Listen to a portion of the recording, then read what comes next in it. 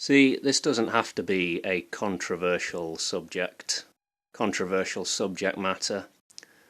Unfortunately, some people have a vested interest in making sure immigration specifically, as well as idle or tough guy talk about national sovereignty or national security, stay in the public conscience.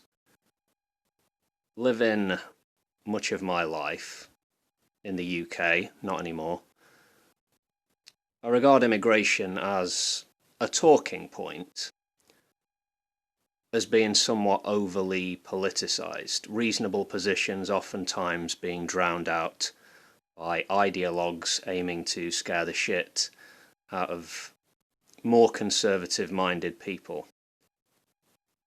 On paper, and in reality, I see the necessity for, in this modern world, border controls where called for, infrastructure where necessary, travel restrictions where public health is a huge concern, like now. And of course, international cooperation when it comes to crime fighting is essential. Having said all that, I'm a big fan of open border policy here in Europa, and that in no way contradicts what I was just laying out before. You can have a regulated common market, a free travel area with considerably less bureaucratic crap than countries would have been dealing with before, and still have a modern security apparatus at ports and airports and other entry points. You don't have to give up security for a little more freedom in this sense. Now, I don't like every aspect of the EU, but free movement of labour, goods, services, it's generally a positive thing. Positive in the economic sense, and dare I say in terms of social outcomes also.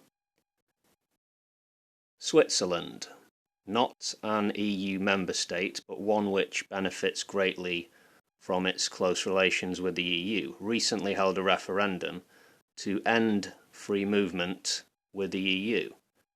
And it was rejected, the proposal to end free movement. 62 in favour of keeping things as they are, which I think is a positive, sensible outcome to this plebiscite.